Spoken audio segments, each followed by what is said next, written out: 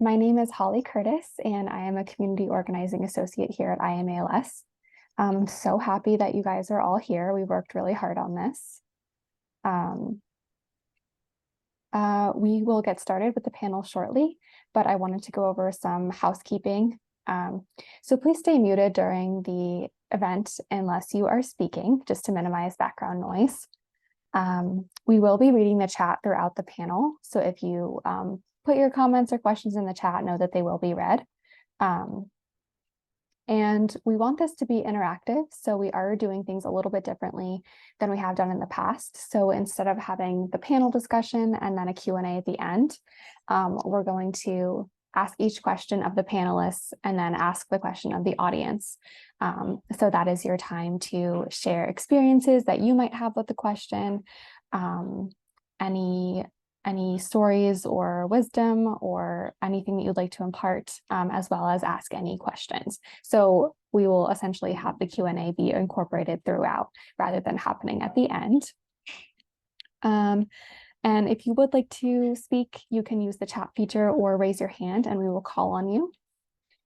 So now I will turn things over to my coworker, Adibi, to talk about I AM ALS's ALS support team. Thank you, Holly. Hi, everybody. My name is Aditi Narayan Minkoff, and I'm the Vice President of Community Support at I AM ALS. I'm a social worker, and I have been at I AM ALS for a little over 4 years now. One of the programs that we offer is called the ALS Support Team. And through that program, we provide one-on-one personalized support to people living with ALS, family members, and other loved ones.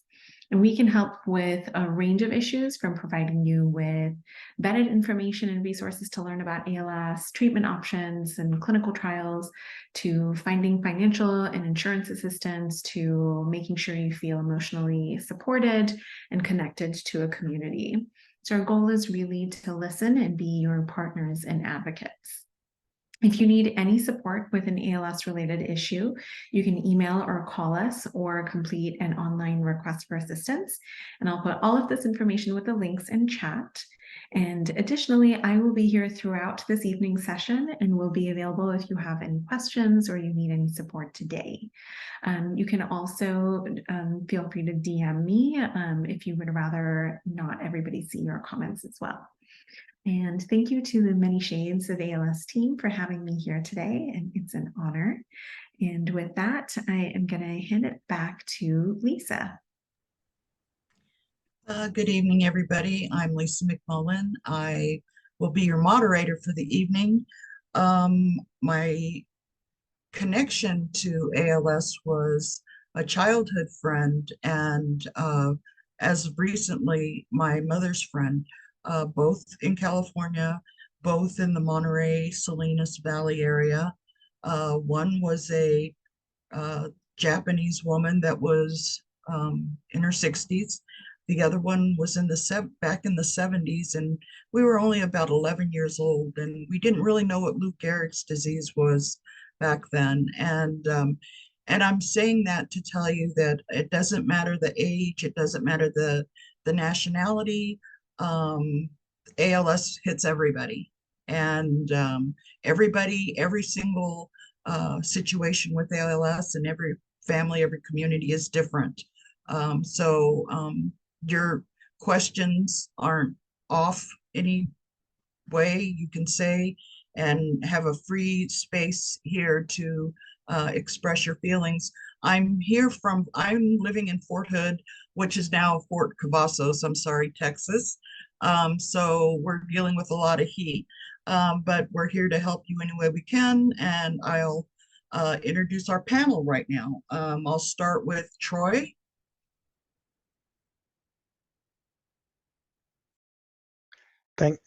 Thank you, Lisa. Good. Eye gaze is slower than the hand, but better than nothing, right? So my name is Troy Fields, and I am a person living with ALS. I'm talking to you from Tampa, Florida. Was diagnosed about 5.5 years ago, which I guess puts me into the extremely fortunate category, and I'm very grateful for every day and every opportunity, this being one of those opportunities. Just an asterisk. I don't pretend to have all the answers. I have my answers, but hopefully in our discussion we're able to share, and that might help you figure out your own path and maybe help you in your own situation. So glad to be here. Thank you, Troy. Next, we have Katrina Bird.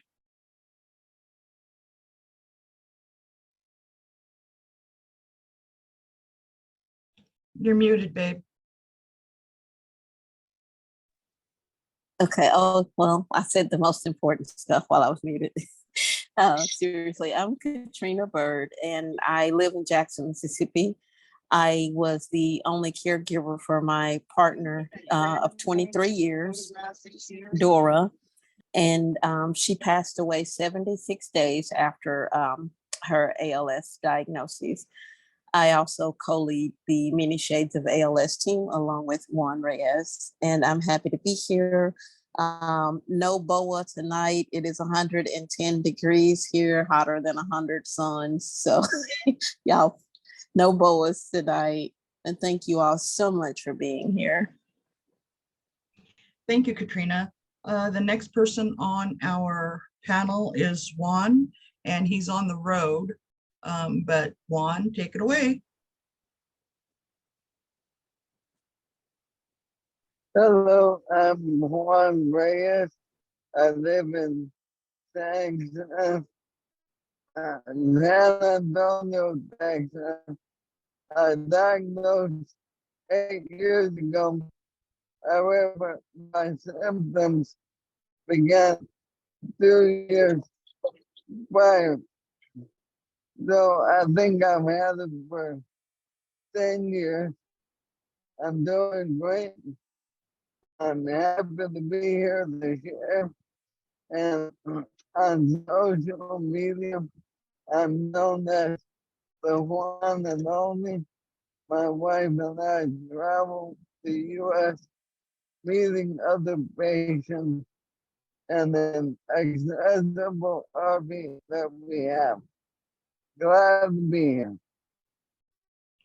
Thank you, Juan. And last but not least on our panel, we have Monique. This is my first time meeting her, and we'll ask her the same questions, her name and where she's from and her connection. And thank you for being here, Monique. Hi, thank you. I'm Marie. I am 43. I'm from Houston, Texas, and I've been living with ALS for 10 years. So extremely fortunate to still be here. And I am happy to share with everyone tonight. Thank you, Monique. That was wonderful. Okay, I'm going to start with our first question, and we're going to have Juan and Troy to answer this question, and then you'll be able to respond to it either by raising your hand or in the chat. So the first question is, how do you handle the continual loss of function and or the independence that comes with ALS? Troy, you want to take that first?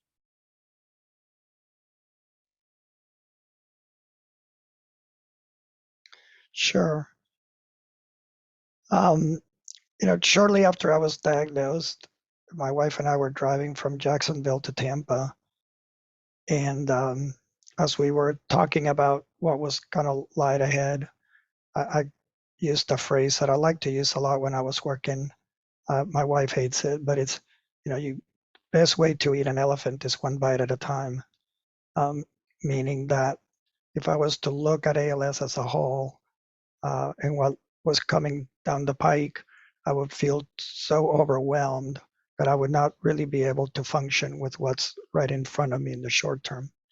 And so that's kind of been the constant since my diagnosis is, I look at where I am. I try not to focus on what I've lost. I'd rather try to focus on what I can still do. Obviously, though, as function is lost, there's a gap between what I would like to do and what perhaps my disease might allow me, at least in the same way that I'm used to doing it.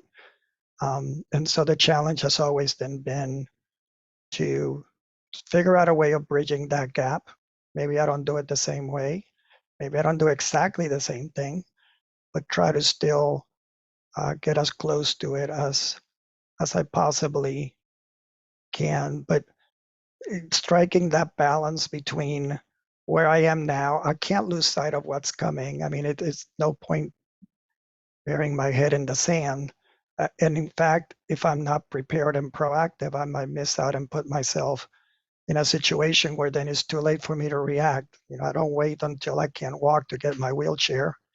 I anticipate, so I have to be mindful of it, but I can't be consumed by it either. There's still so much that I can do, and so I rather focus on function that I have versus function that I've lost. Thank you, Troy. Juan, you want to talk to that? Do you want me to reread it or you got it? No, I got it. Okay. I personally like to prepare. My wife is a big preparer for eventualities. And so we are rather pragmatic about it. We know that function loss is going to come with ALS regardless. It's just a matter of which one and when.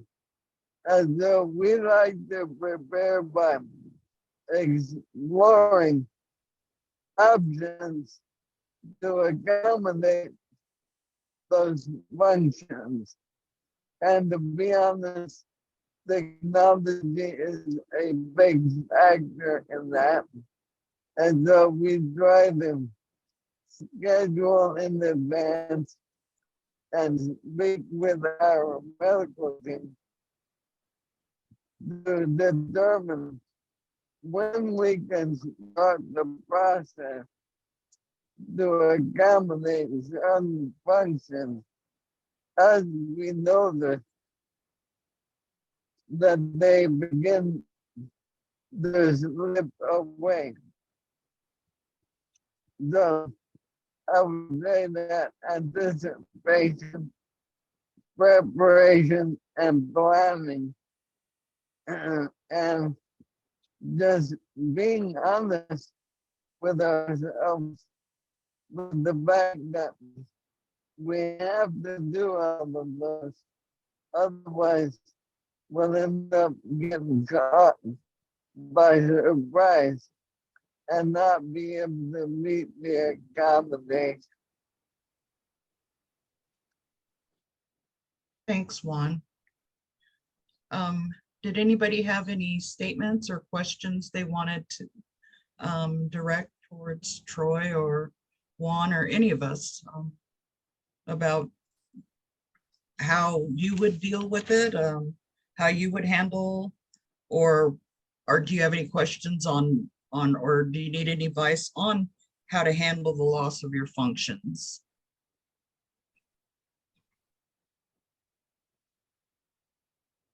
Okay, I'll move on to the next question, and this will be to Katrina.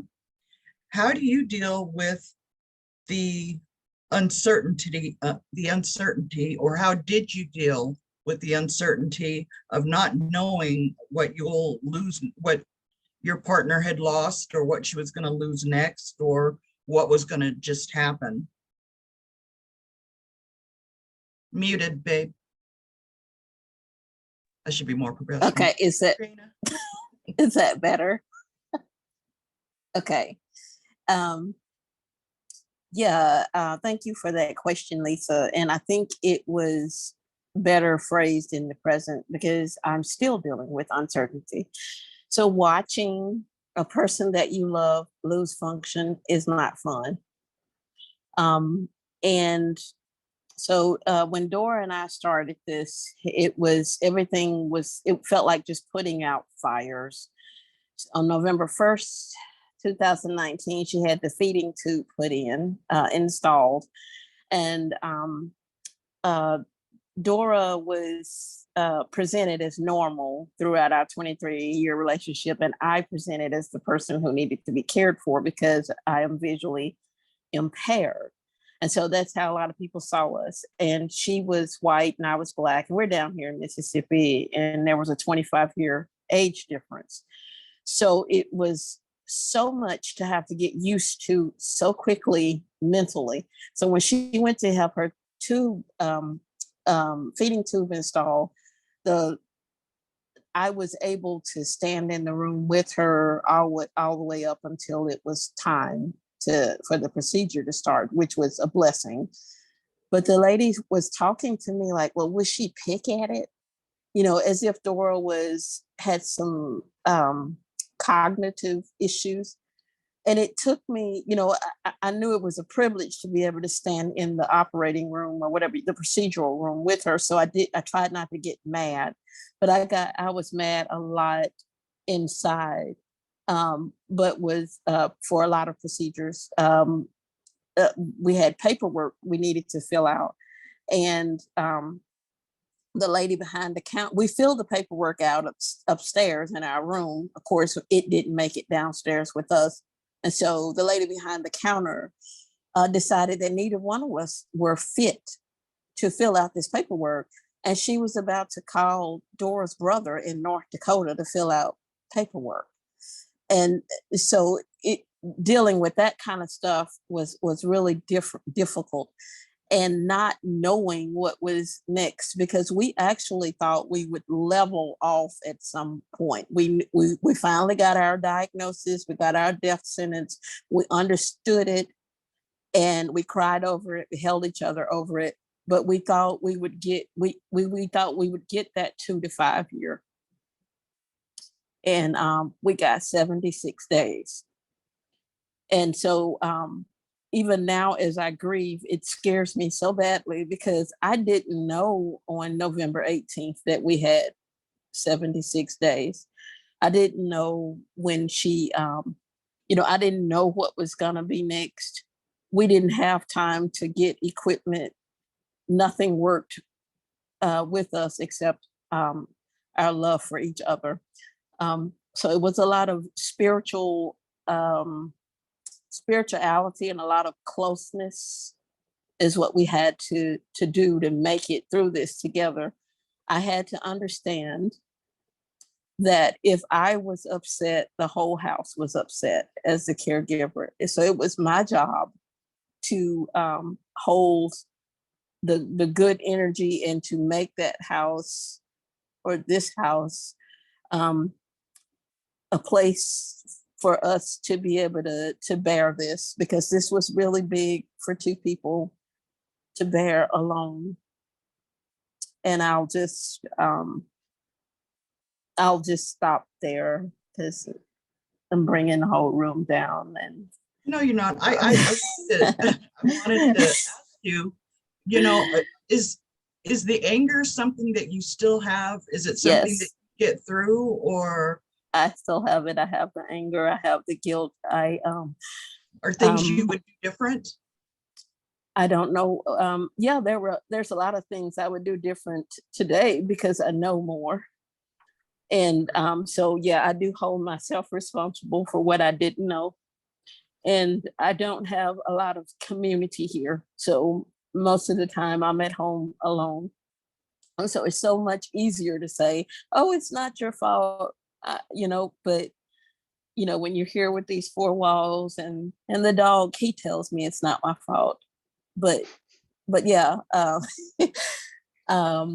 I thankfully, and then this is weird to say, thankfully, I was with Dora for 23 years.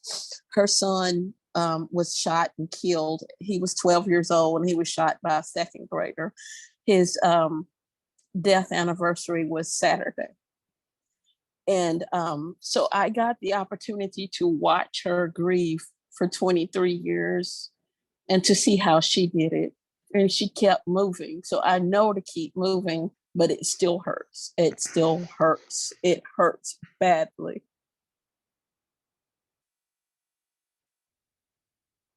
Another thing, I thought I was going to get through another one without tears, but it's not going to happen for me. Troy, your hand's up, and I was going to come to you and ask you to speak on this as well. I just wanted to add something to what complement a little bit what Katrina said, and she talked about the example.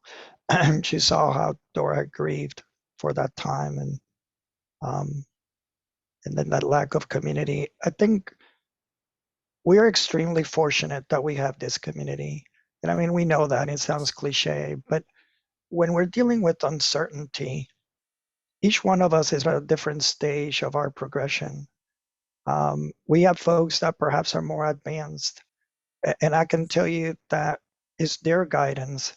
I don't know how it's going to affect me, but I have people around me that are further along, and I see their example.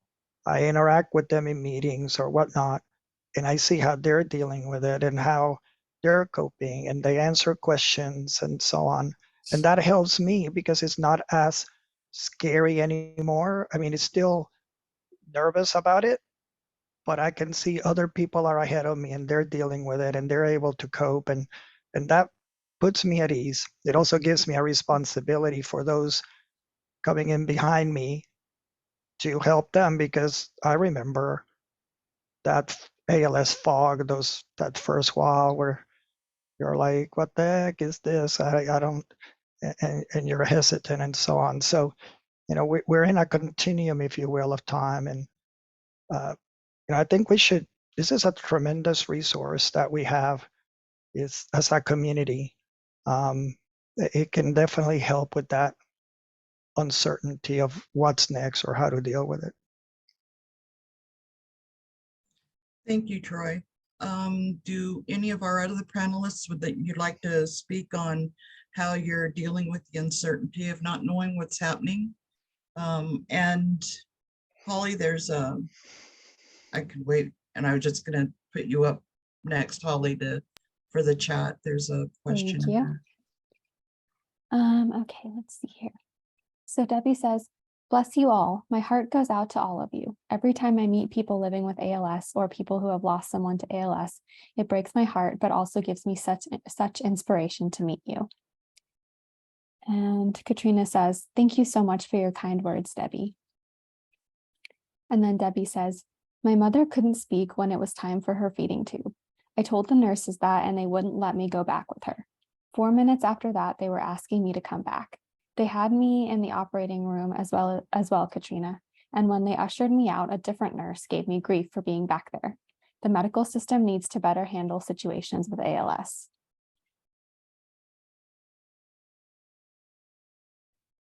Yeah, and I think Oddity would be better to talk on that than I am. I know that we're working on that. I know that it's something that everybody's addressing. I know we are in the veterans team about I think this whole organization is about getting the services and the help we need with the most respect for our patients as we can.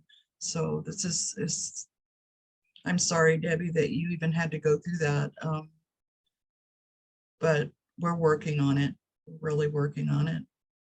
Did anybody else have any questions or want to comment on? I just wanted to say thank you for sharing, Debbie. And I'm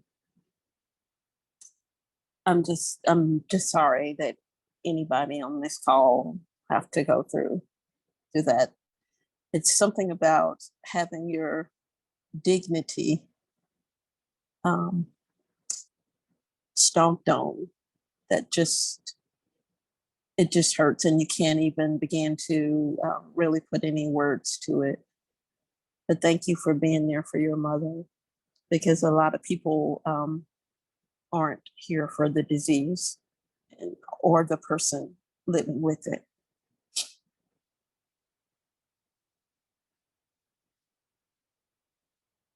Thank you, Katrina. That was sweet. Did anybody else have anything that they wanted to add to that? Or any questions?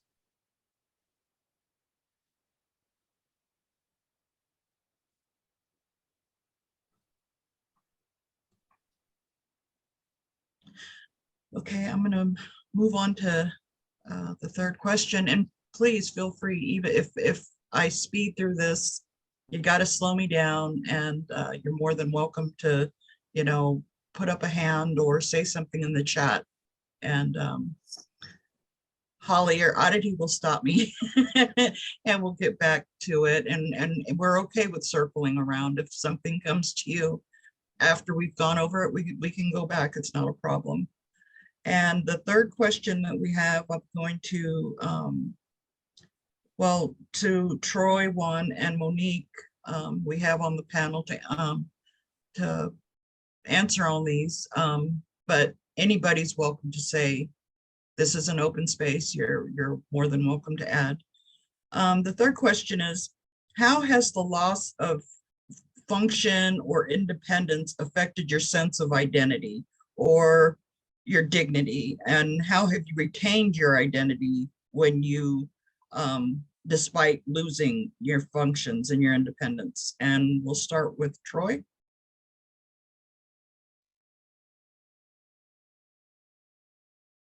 I was gonna say, ladies first. Maybe let Monique chime in first. That's perfect. Monique. Okay, thank you, Troy.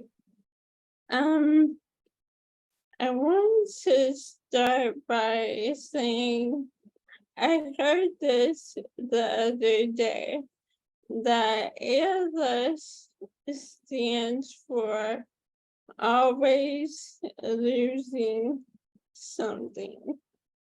So it rang very true, because there's always something a little loss to grieve. I struggle with my identity most when I'm encounter new people that didn't know me before ALS. They don't know that I was really funny, really smart, and independent. So when I encounter new people and I don't get the opportunity to tell them my story, I always feel a little slighted. So to help me out, I try to surround myself with loved ones and friends that knew me before, because they remind me of who I was.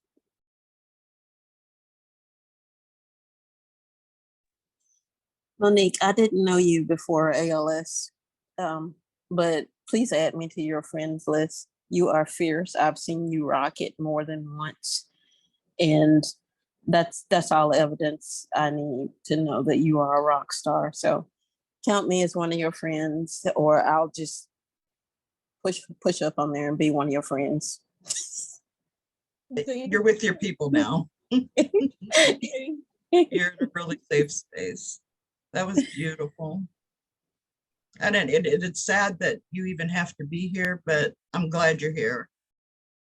I'm glad you're here. We needed you. Did anybody else want to comment on their loss of function, or their person's loss of function and how they dealt with it? Or Lisa, I was just going to say, I think I made a severe tactical mistake. I should have gone first and let Monique go after, because there's no way I can follow her response. But I'll give it a shot.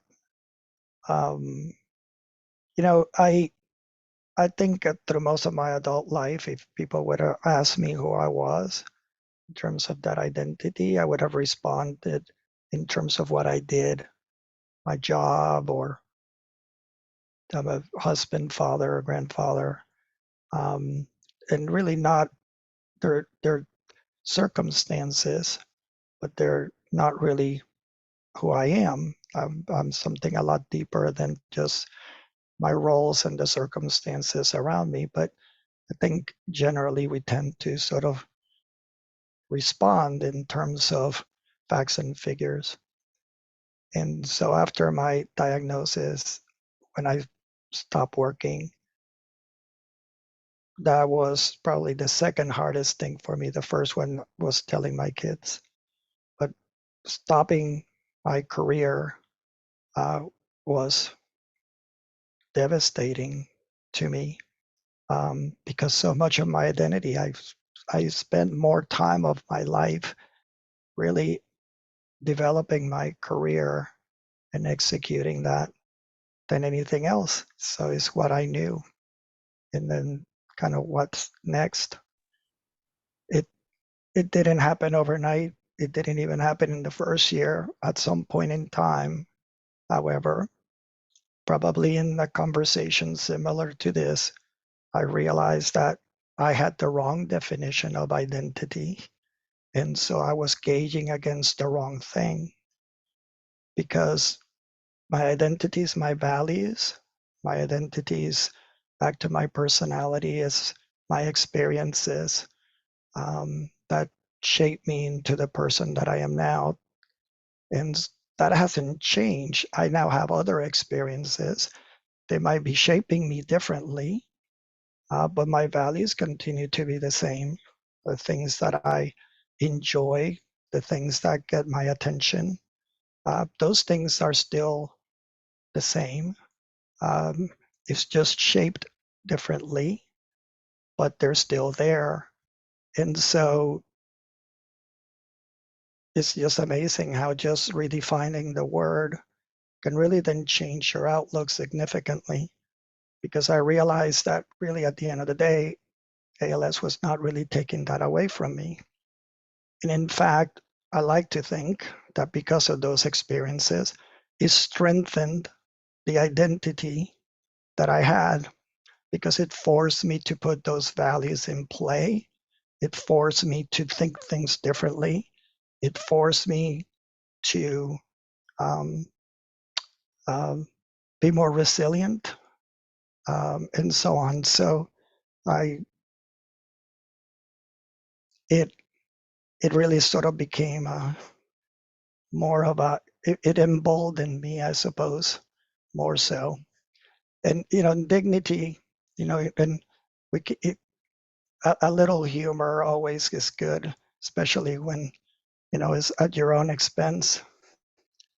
I used to confuse dignity with modesty, and so that to me they sort of went together, until the first caregiver had to come in to help me in the bathroom and taking my shower, and then that moment of truth when they're basically taking care of you and I'm freaking out, like it was just so an uncomfortable situation, and I felt like there was my dignity. And then we had different nurse, and so now a different person comes in, and the next day somebody else comes in, and before you know it, I believe that half of the women in Tampa have seen me naked. And so I'm going to have to look at it from a different perspective. I'm going to have to start charging them. So, Tampa is, after all, the home of Magic Mike. So why not make a buck out of it? But you quickly realize that you have to sort of put that dignity is not about any of those things. Dignity is about your interrelationships, your relationships with others, and how others treat you. Some of that sometimes you have to earn. If you show your resilience, if you show your determination, you'll be treated with dignity most of the time. Not always. Sometimes you just can't control how people are going to treat you. They don't understand the disease. They just don't understand how to deal with you. They're embarrassed or whatever. And ultimately, I kind of figure, well, that's their problem, not my problem. And I realize that it's actually by the way I live my life every day that I get that dignity from others. So an adjustment in the calculation, an adjustment in the definition has actually made me feel better, if you will, about the issues of identity and dignity as I dealt with the disease. And like I said, it took a long time to get to where I am, but I think I'm now at a comfortable place where I can, be okay with that. And the next nurse that comes along, I'm just going to have a little jar off to the side, and they can leave $1 for the privilege. So anyway. Thank you. Everything is digital now, Troy. You can get a credit card machine. I can set on my Venmo account. So, and just you and Monique hit on a couple things for me, and I didn't even realize I was emotional about it. About my identity was a sister, a daughter, a mother, the wife of a veteran, wife of a military man, a grandmother, and it's changed over the last 4 or 5 years to I am an ALS advocate. My family, my friends, all are in this community. I have maybe 2 friends that I had prior to. Everybody else is gone. Nobody else even matters to me anymore. It's totally changed who I am. And so, it's all of you that have changed me, and I appreciate it. And I hate that I'm running on. And Juan, it's your turn. Really quick before Juan goes, I'm just going to get caught up in the chat. Oh, I'm sorry. Oh, that's okay. Katrina says, so glad you're here, Debbie. And Katrina also says, you are fierce, Monique. I flounce my boa at you. And Debbie says, you are smart and funny, Monique. ALS can't take that away from you. Sending hugs. And then Juan, if you want to go ahead and answer the question now, you have the floor.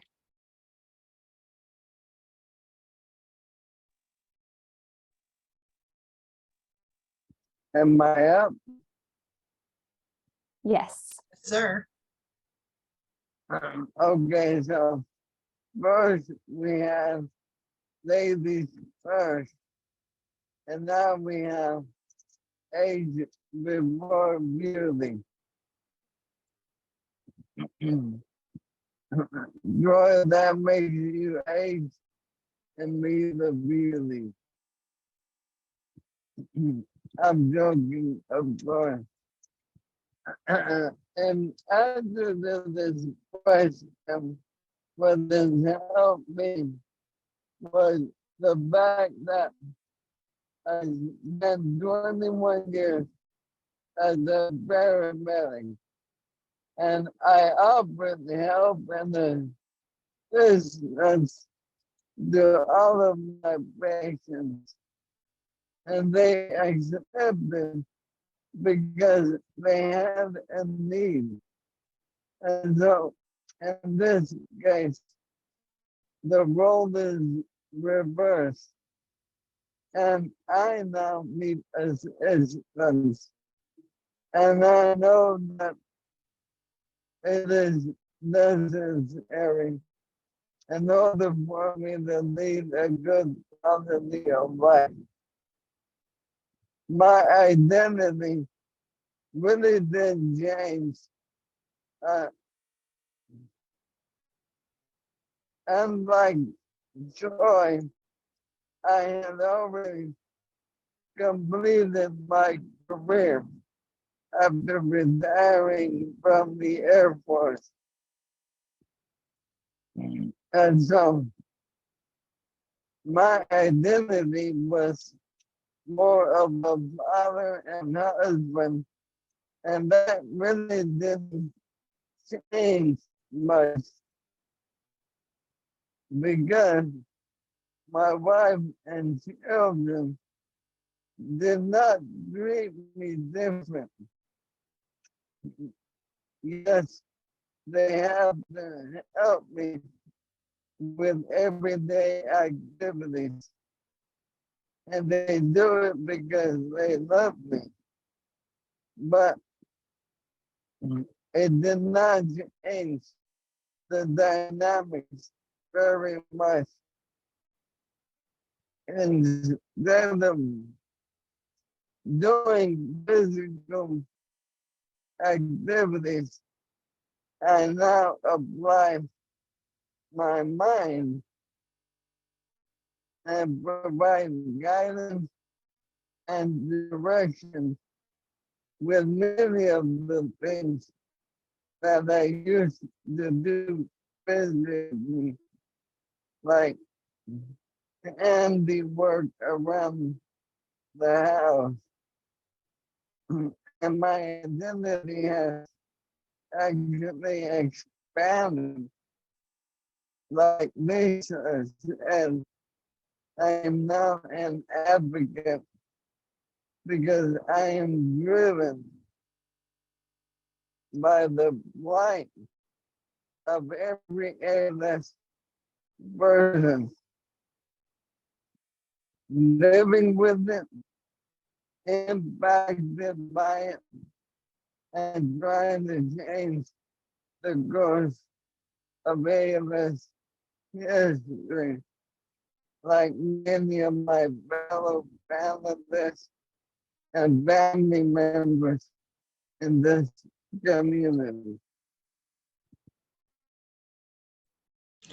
Yeah, thanks, Juan. I can verify that Juan's family doesn't give him any breaks. They will, they say exactly what's on their mind to him, and he says exactly what's on his mind to them. So yeah, there were no changes there. He got ALS, but nothing else changed. We've got something in the chat. Do you want to do it, Holly? Yes. So Leslie says, outsider here. Thank you for including me. As you've talked, I started thinking about those of you who I first met through Zoom and social media. Your humor, strength, and brains won me over. However, when I met you in person, I was completely intimidated by your actual physical circumstance. The wheelchairs and electronics stopped me in my tracks. I really didn't know how to step up and push through my fear to be able to communicate with you in person, and I apologize deeply for this. Please know that I appreciate your patience as I figure this out. I will do better. And Christine says, I always feel the need to tell people who I was before ALS. I was a nurse for 26 years and a hiker who spent a lot of time in the mountains of Colorado. I hate the way ALS has changed my body and that I can no longer do the activities I used to. Listen, there are no sorries here. No sorries here. And this is a welcoming community, and we all love you and enjoyed meeting you in person.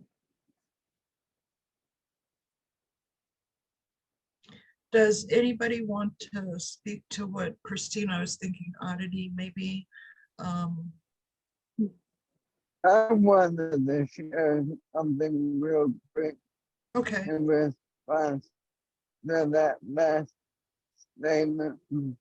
I often remind others living with ALS that they are indeed the same person. They simply have physical limitations.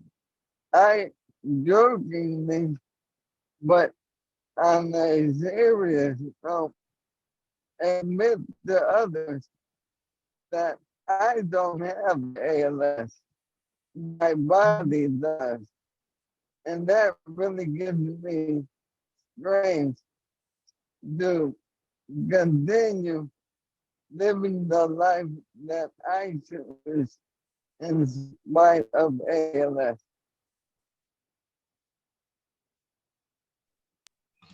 I like that one. I don't have ALS. ALS has my body. I love that. That's a t-shirt. We're gonna have to remember that one. I really like that. Did anybody else want to well, When I Christine was said the same thing. Thanks, Juan. when I was diagnosed with PLS and learning how to live a changed life, I was in my general practitioner's office with a sinus infection. And I picked up my magazine and just happened to have an article about Montel Williams with having MS. And he goes by the saying, I have MS, but MS does not have me. So I changed it that day to I have PLS, but PLS does not have me. And I live by that saying, and I've also added a few things over the years. And the latest is I have PLS, but PLS does not have me because there's a lot of life left to live. That's beautiful. Thank you, Mitch. You're welcome. That's I'm amazed at how much I learn. I mean, we do this, we probably meet 3, 4, 5 times a week, this group, not just this group, but in different groups. And I promise you, I learned something every single time. I haven't learned to shut my mouth, but everything And there's no reason you should. And I tell you what, it gets harder because I'm in this all by myself. not anymore. My friends that help me immensely. I have great neighbors, but for the most part, I'm in it by myself. I ended a 30-year relationship that was incredibly narcissistic, and it was the best thing I could have done, but it's also the hardest thing I do every day. But that's okay because it's a PLS thing and I'm not going to let it get me. Where are you, Mitch? Crete, Illinois, Okay. I mean, far 'cause south side of Chicago. we've got a lot of people in Chicago.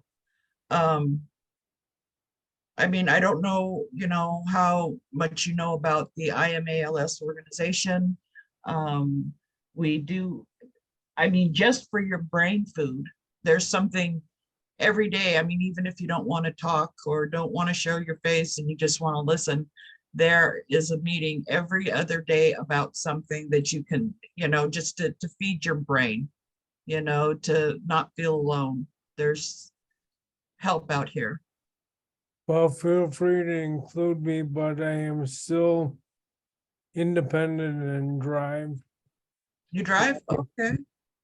And I do my exercises every morning. So if I can participate, I will. But part of, I think, why I'm doing so well is because I don't know how not to push myself. So I go grocery shopping. I just go out and I drive. See, I don't have ALS, but my husband still won't let me drive. So, you know, we'll be all right. So Okay. glad that you're here, Mitch. It's been a while since I've seen you. Glad to Yes. see you here. Thank you, and it's been a while, and I enjoyed this group a lot So, because I just do. Thank you. Holly, you And- wanted the Yes, I'm going to read the chat. Christine says, thanks, Juan. Adithi says, thank you for sharing that, Juan. I love your perspective. And Christine, I hear you. While ALS doesn't change who you are at your core, it can change how to see and interact with the world. It can feel challenging and painful when you can't do many of the things that you used to love doing and which allowed you to connect with yourself. It can be both difficult and painful to explore the ways the ALS journey impacts yourself.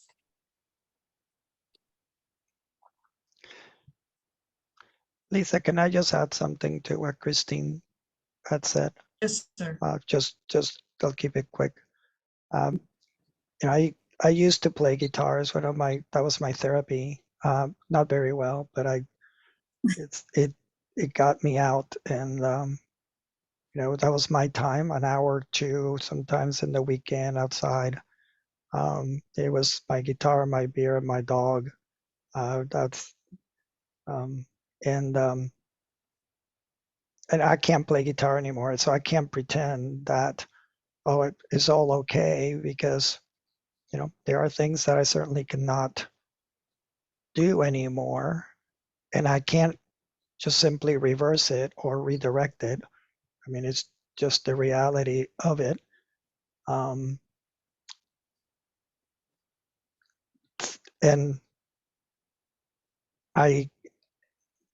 it's kind of been more of a then redirect. So I acknowledge those things that I can't do. But I'm actually doing things now that I wasn't able or perhaps dedicated the time to do before.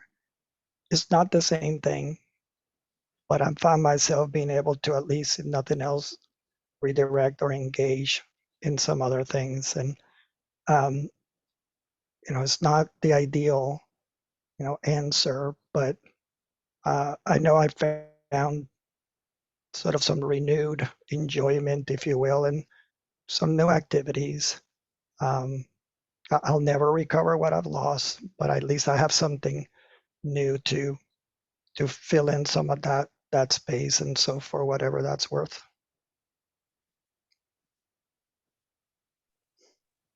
Yeah, Troy is really, really fierce. Well,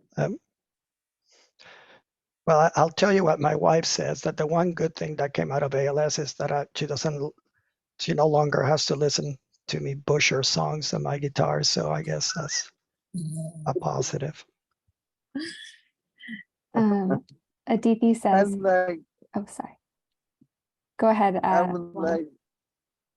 would like to share one thing on what Troy said.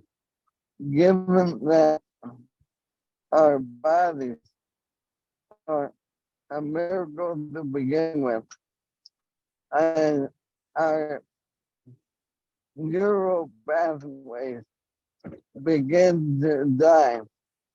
In a sense, our mind decides to find and create other pathways to bring fulfillment and purpose to our lives by finding and creating those pathways through new interests or interests that were dormant, and now we have the time and energy to focus on them and develop them. Thank you, Juan. That's important. I don't know. I do you guys all are these pillars of strength to me. you know, and you guys laugh because I'm crying all the time, every week. I'm crying. I mean, I am the town crier. And my friends, my family here they have to hold me up half the time. So, you know, I tell you, you're in a safe place, believe me. These people will take care of you. This And- next question. Oh, I'm I'm going to go sorry, ahead and read the chat. I forgot. Adithi says, a tip, find people who understand the impact of ALS on you and also see who you are beyond the impact of ALS. And Debbie says, my mom loved to cook. And when she couldn't, she loved watching the Food Network. She couldn't eat, but she watched. We did that together and it made her very happy. And Mitch says, everyone, I have to go. It was wonderful to see you all. This group is so very, very, very inspiring, and I can't wait till the next meeting. Again, thank you so much for being the wonderful people that you are. See you next time. And Debbie, Dora was the same way. I could not, I would walk in and she watching, Julia Fairchild, whatever her name was, and preparing all these beautiful meals. And I'm like, wow.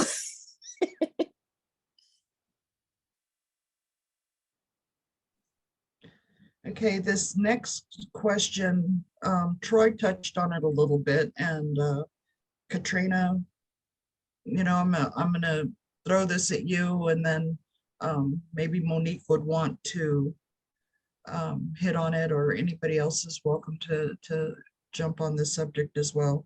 How have you coped with having to be dependent on others? That's where, you know, Troy was telling people to pay him. And others to assist you with the tasks you used to be able to do on your own. Katrina, you as a caregiver and the basic person in your person's life, how have you coped with, you've had to cope with more since Dora has been gone, I think, than and your time went so fast. Yeah. How did she cope, and then how did you cope with her, for her? As she began to lose function, I coped because she was a very independent woman, and I let her do what she could do, and what she couldn't do, I would step in. So closing the back door was an issue. Locking the door, I was in the car waiting on her one day to come, and I was wondering what was taking so long. And I went to the back door, and she just looked at me, just the sadness in her eyes, you know, and she said, I can't do it. And one of the things that killed me was when she stepped aside, and I said, no, you're not going to step aside. We will do this together. We will do it together. And because that's the way she's always dealt with me. If I couldn't do something, we did it together. And so we locked that back door together, and we celebrated that and went on with the rest of our day. Our time went really fast. She was able to walk a little, you know, with me supporting her to the bathroom, and it could take up to 45 minutes, and that was fine. I would do it all over a million times. We were supposed to go to Jacksonville. I mean, no, excuse me. She wanted to go to Jacksonville to the Mayo Clinic, but her brother wanted her to go to the Mayo Clinic in Minnesota, where it was really cold. We didn't have any clothes or anything for that type of weather in the middle of February. But we were supposed to go on February 2nd. So on January 31st, which was a Friday, we woke up, and all of a sudden she just couldn't use her legs at all. So I had to run out and get a potty chair.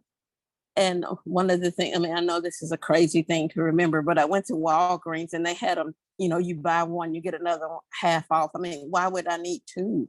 But anyway, I get back, and Dora is the one who can put things together. I mean, she's the woodworker and all that.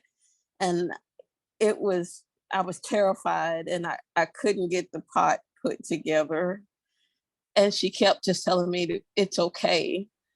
But once I get it together, and then I have to pick her up literally because she couldn't help me anymore, and put her on the pot. By Saturday morning, she couldn't use her trunk muscles, which made it even harder to get her to the bedside commode because she had no use of her most of her body. And then by Sunday morning, about 3 o'clock, she was dead.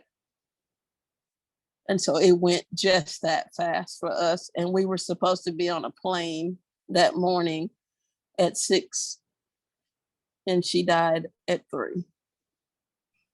So it was hard. It's still hard.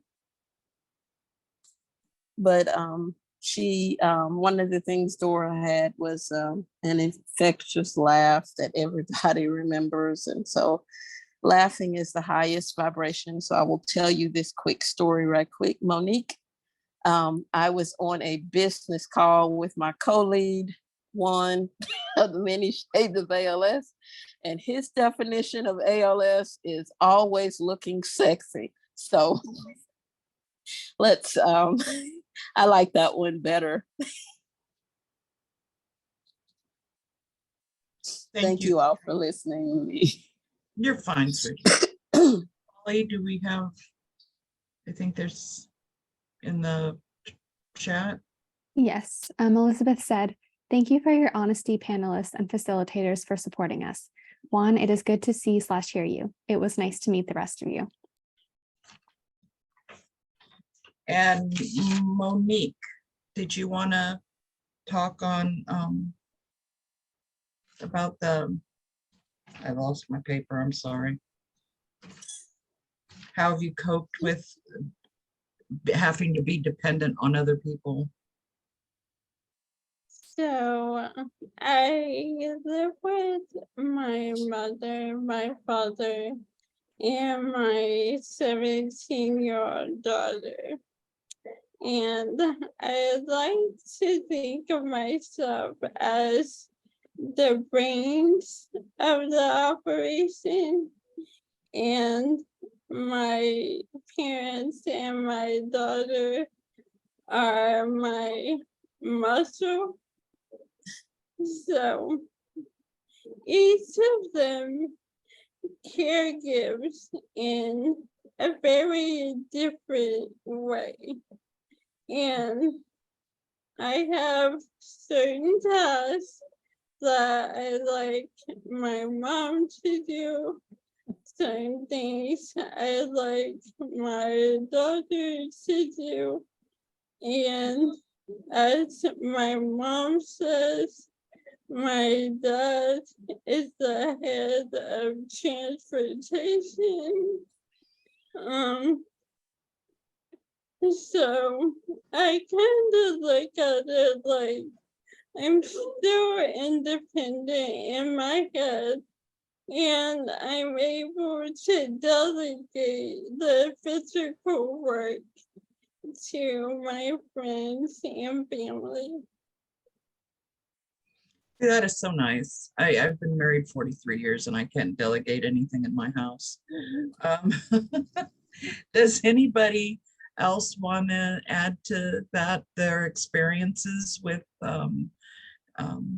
giving up and how to cope with giving up your power pretty much and being dependent on other people doing things for you, your independence?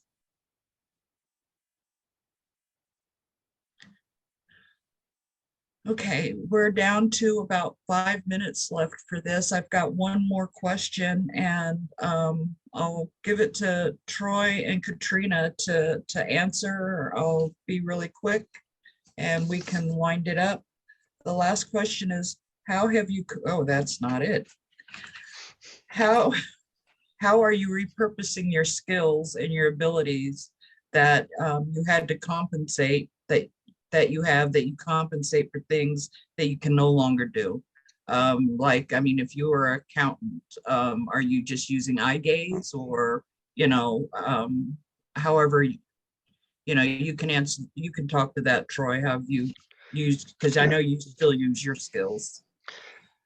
Yeah, I mean, my big part of my career was in accounting and finance.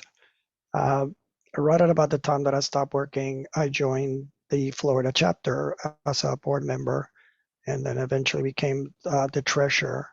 And so, yeah, I mean, my technology helps me because I can still work an Excel spreadsheet like nobody else's business using my eyes. But it was really the skill, right? It's the experience and the knowledge. You know, it was less about how I got it done. It was the fact that I knew how to do it and reutilizing that. As I joked around with my family all the time, is I'm using my powers for good now. Um, and just repurpose them, reutilize them, find some new use for them. I've always been good in public speaking, and so utilizing that in advocacy work. And the thing about it is that it helped me in two ways, in that it kept me occupied and it kept me feel useful, which it was important to me. But I think more importantly is the fact that, and I did not realize this at the beginning, but not till later, is the fact that I really, really feel good about doing something that I believe to be worthwhile. And so even if it takes me a little more, even if it takes more effort, even if it's a little harder, there's a huge payout at the end. And rather than making some big multinational corporations some money, you know, my currency now is in trying to, you know, change lives, make things better in whatever way I can, whatever small contribution that might be. So it's, you know, I think there's always a way. We just have to be creative uh, and adapt as best as possible. But there's something still for us that we can accomplish. That was beautiful, Troy. We're down to 2 minutes. I wanted to, first of all, draw everybody's attention to the chat. If you look at the bottom of your chat, there's 3 little dots. And if you click there, you can copy the things that we have said on the chat, all these numbers, all these, what are they called? The things with the line, you know. Links. There you go, links. That small word. There's links that will help you to, you know, get to us, get you to help, get you to Oddity. It'll get you to Holly, any of the team, the different groups that we've had. And we're doing a lot of stuff with legislation. We're doing a lot of stuff with our VA. We're doing things with writers. If you're interested in the arts, we're doing things, unbelievable things. I mean, just from fundraising to giving things away. So all the meetings that we have, you'll be able to find in these links. I don't know, did anybody, Holly, did you want to caveat on anything I said? Oddity? Anybody? I have something to say. We're going to go over. People have been after me in this group to be assertive. So there it is. We're going to go over a few minutes because I'm going to answer this question and I'm going to answer it a little different. For me, after Dora died, I couldn't remember how to write my own name. And being able to come to this community and be around strong people like one who was one of the people who helped to mentor me and talk to me about forgiveness and living and moving forward. Be in this community around people like Monique. I haven't had much dealings with Monique, but every time I've seen her in action, she has slayed, and she uses everything she has to slay. And to be in this community around Troy, he's leading the legislative team. We've got the 75 million for Act for ALS, in part due to his work, as well as he's participated in arts. And everybody on this team helps to contribute to many shades of ALS. So yeah, I still there's still a lot of things I don't know how to do that I used to do, but I am writing. And for those who were on the Right Stuff team with me, I do have my camera out. I did turn it on. I haven't been able to touch it since before Dora died. So thank you all so much for giving me that opportunity to say that. And thank you all for being such a beautiful community and accepting to everyone. Thank you.